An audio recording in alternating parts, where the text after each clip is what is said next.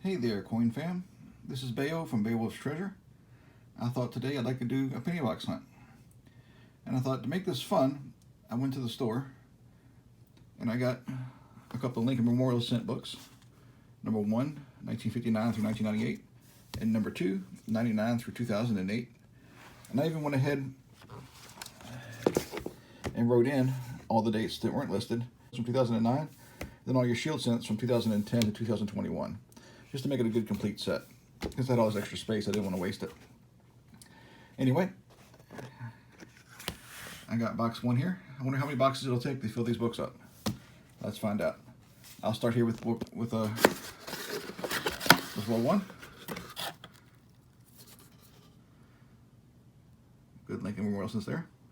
And I'll loop you back in if I have any good finds. And we'll see where it leaves us in the books. Okay guys, what I decided to do is to sort them by decade, 60s, 70s, 80s, 90s, 2000s, 20 teens, and 2020s. And I also made a list of any varieties that I like to look for, and any ones that are on this list I've put off to the side. And at the end of the roll, I'll check them with my microscope to see if the varieties are there. But I'll leap you in for our first find. We have a 1944 Philadelphia wheat penny. Not in the greatest of shape, but a wheatie nonetheless. And roll 1. That's a good start. That's going to go on the top of the board. We'll save that. Think we can get one in each roll for a 50 wheat box? That'd be amazing. Let's find out. Okay guys, roll 1 is all finished. We filled up a couple of holes. The only real exciting ones was there was a 1909 Formative Years Philadelphia Mint. That was one of the ones I was thinking might be a little bit harder to find. All of the 1909s are a little bit harder to find. There's lower mintage. Other than that, we had no S mints. We did have that 1944 wheat penny. Let me move this book out the way. This is the first book. We still need a whole lot from the 60s. We only had one 1968 from Denver. Had a couple of 70s, a couple of 90s.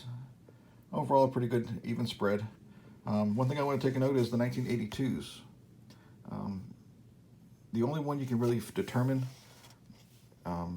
exactly with the 1982 Denver small date, they didn't make that one in copper. So if I had a small date 1982 Denver, I could figure that one out just by looking at the date. But I'm going to need to get a scale to weigh the copper versus ink ones to figure out which ones exactly they are before I place them in here. So what I've done is I've sorted them by mint mark and by large date or small date. I got Philadelphia's here, both of those are small dates, and 2 Denver's here, both of which are large dates. So I'm going to leave these out. I'm going to get them stacked up, rolled up, and as soon as I get a scale, which I'm going to go ahead and order here in a few minutes, we'll get them weighed up and plugged into the book. I should have thought that ahead of time. I apologize, but we'll get that taken care of. But I'm going to leave those out there for now. Okay, I'm going to grab roll 2 and see where it leads us. Okay guys, I'm on roll 4, and we have our first foreign. 1960. I think they call that one a young head. I'll have to double check. Anyway, it's a fairly old one. Definitely a variety. We'll add that to the board. Let's keep hunting. Okay guys, I just did finished 5 rolls. Starting to fill up just a little bit here. We did manage to get another 2009, the presidency years, from Philadelphia. So that's one more down from the harder to find shorter print dates there. Still no San Francisco mints.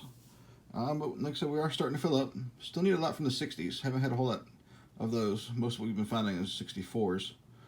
But overall, still in good shape. Still waiting on getting a scale, but that should be ordered here and on its way. So before this video gets posted, we'll have these weighed and inserted. Other than that, we'll grab another 5 rolls, and if I find anything in the meantime, I'll loop you back in. Otherwise, I'll give you a 10-roll wrap-up. Okay guys, we're on roll number 8, and we have another wheat cent number 2 for the box. This one looks pretty trashy, but it also looks pretty old.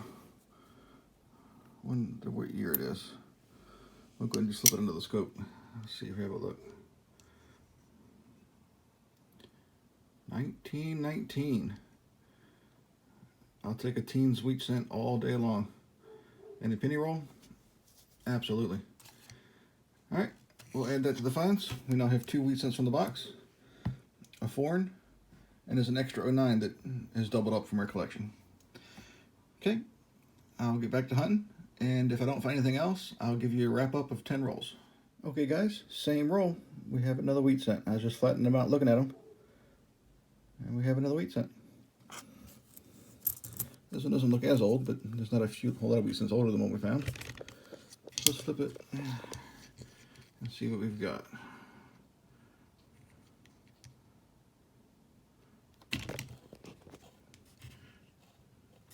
$19.52 out of Denver. I'll take it all day long. All right, 3rd wheat cent of the box. 42 more to go. Let's keep hunting. We are 10 rolls in. Books are coming along pretty good. Still missing a number of Denver mints, but those are coming along pretty slowly. Still a lot of the holes in the 2009 section. That's to be expected. But overall, most of the paintings we have are in pretty good shape. Just don't talk to that 1973D because we don't like him very much. But hopefully we'll have fun to replace him before long. Other than that, again, 1982s. We'll take care of those live as soon as the scale comes in. I'll make sure to make sure we all know what's going on with those. Before I open box 2, we'll make sure that box 1 is taken care of here. Other than that, still got quite a few holes in the 1960s and still nothing from 1959. All right. That being said, I'm looking forward to the next couple of rolls. And if I don't find anything interesting, I'll bring you back in after another 5 rolls. Okay guys, roll number 14 and we have another find. We have another wheat cent. Ears look like they're in pretty good shape. Looks like it's maybe from the 50s. Let's have a look. Nope. 1946. Not in as good shape as I thought. Lots of nicks and scuffs in the fields. But overall, nothing wrong with the 1946. But the ears are in pretty decent shape. Alrighty.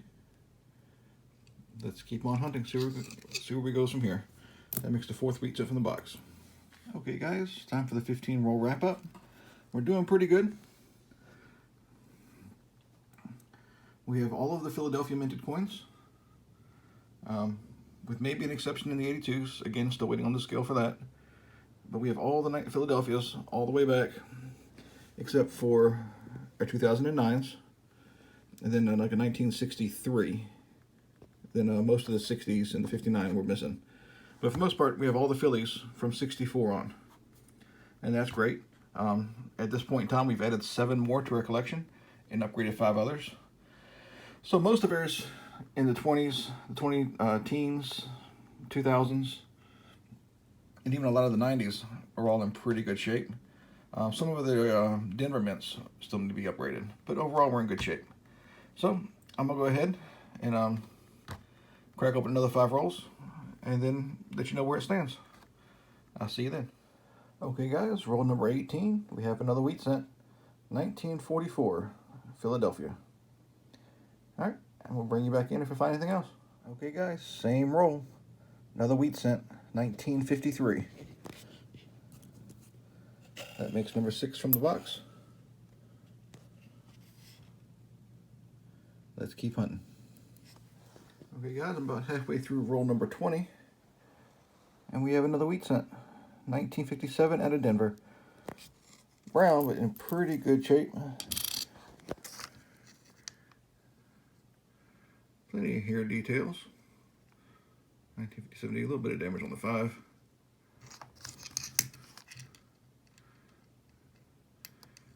Most of the detail on the wheat ears are still present. Overall, in pretty good shape. All right, that makes number 7 for the box. I'll finish up this roll, fill in the albums as we can, and I'll give you a wrap up. See you in a minute. Okay guys, roll number 20 is complete. We have added 12 more coins to the collection and upgraded 11 others. Now our 3rd page of the first book is almost completely full. We're just missing 1. It's a 1987 Denver. Other than the 82s, we're only missing 3 on the 2nd page. 72S, 73S, 74S, and a 76D. Still missing quite a few from the 50s, the 60s, and the early 70s. But we're finding those a couple per roll, and those should start filling up here before long. The 2000s are pretty much full, with the exception of a couple of Denvers and the 09s, and then missing 3 from the 20 teens. Nothing wrong with that. And then I think it's going to be pretty hard for us to find a 21 Denver, only because they haven't been released for very long, and they haven't had a chance to get circulated over to our area yet. But we'll keep looking. I don't think it'll be too hard, because it only is going to take one to fill that hole. All right, guys. I think I'm going to swap over and start doing 10 rolls before the next update, so I'll let you know if I find anything between now and then. Okay, guys. Roll 35. We found our first S-Mint, 1973. But that's not why I brought you in. Halfway through the roll, we found another wheat cent.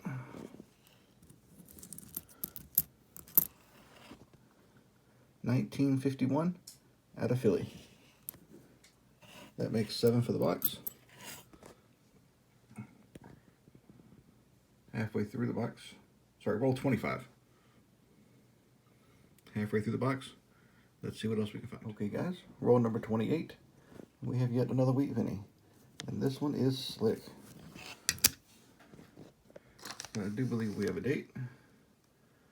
1916.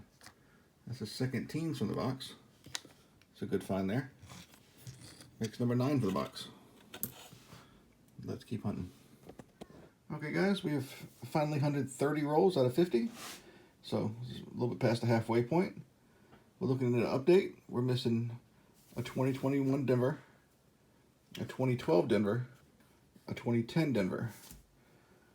Missing the entire set of Denver from 2009, but we did fill up all of the Philadelphia mints there. We're also missing an 06 Denver and an 07 Denver. Kind of expected to find those by now, but we still got 20 more rolls in this box. We should be able to find them then. Moving on to a little bit older ones. We have found everything from 1998 Denver all the way to 1983. It's completely full. Hopefully we'll get a couple better upgrades there, but overall not too bad. Again, I've got a scale coming to check the 1982s. Once that happens, I'll bring you in for that. But I do have all of them in this little cup right here, so we should have most of them, if not all of them, already. We just got to make sure we get the right ones. All right, other than that, we're missing the 1974S and the 72S. I showed y'all earlier we did find the 1973S, which is good. We're missing the 72 Denver, the 71S, 71D. I've kind of expected that one to be found already. And we're missing the 70S. I did find a 1969S, but that's not the DDO. We're missing a 68S, a 61, and the 59. So most of the holes are actually filled. And like I said, we've got 20 rolls left, so we should be in good shape. I'll bring you back in after hunting another 10 rolls, and we'll see where we're at. Hey guys, we still have 20 rolls left, but good news is my scale came in. So now we can take through all those 1982s and figure out what's going on with them. Now I did go through and already sort them out. I got them right here. All of the copper pennies should weigh up at about 3.5 grams. If they're worn out, they do weigh a little bit less. But anything that's copper-coated zinc will come in at about 2.5 grams. So anything that's over 2.5 is going to be copper. All right, again, I've already have them sorted out. I've already got the best ones sitting up here in front. I had a whole bunch of the large date coppers from Philadelphia, and quite a few from the small dates, and a few from Denver. We only had 3 zinc pennies from 1982. Both of those are Philly. One's a small date, one's a large date. I'm gonna go ahead and show you how I tell the difference between large dates and small dates, just so you can see them beside each other.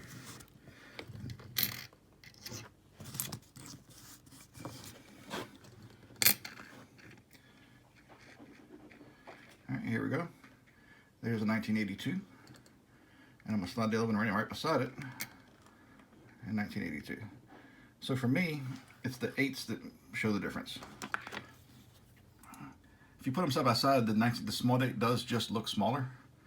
But for me, the top of the 8 is larger in comparison to the bottom on the large date, and smaller in comparison to the bottom on the small date. So I wanted to show you that. So that's where I look the closest to find the difference. All right, guys, I'm gonna go ahead and search through 10 more rolls of pennies, and then I'll bring you back in and show you where we're at. Okay, guys, roll 31. And we've got a slightly better find for me. Another wheat cent, 1952 out of San Francisco. I always like finding the S mints because they're not easy to come by over here on the East Coast. But 1952S, a little bit better date from the 50s, and this one's in pretty good shape. I'll take it. Add that to the board, and we'll keep on. 32. We have another wheat cent, 1954 out of Denver. I think that makes 10 for the box. Nope. Number 11. 11 wheat cents for the box. Still have 18 rolls left to search. Doing pretty good. Let's get back to guys. 40 rolls down. We are going to be upgrading a 1913D, and we finally filled a hole for the 1926 Denver. I'm going to get those two plugged in, and I'll be right back, and we'll show what we got for the other book. Our other book, we're going to be adding a 1959, upgrading a 1968, adding a 1971 Denver, upgrading slightly better, 1979 Denver, and upgrading a 1975 Philadelphia. All right, guys, I'll give us 10 more rolls going, and I'll give you a box summary at the end. Hope to see you soon. Roll number 45. This will make number 12 for the box. Looking at a 1952 out of Denver. Dozen Wheaties. Can't say none of that. Let's see what's left in the last 5 rolls. Okay, guys, roll number 49. We found another wheat penny. Or wheat cent, I should say. Technically, the United States has never made a penny. But that's okay. 1945. Extremely common, but still a welcome sight. That puts us at 13 wheat pennies for the box. Still got a roll and a half left. I'll see you at the wrap up. Okay, guys. Roll number 50. We've got one more. Another 1945, just like the last one. 1945 Philadelphia. Puts us at 13 for the box. All right. We source through another 45 pennies or so, and then I'll get to you for the wrap up. Okay, guys, scratch that. 14 for the box.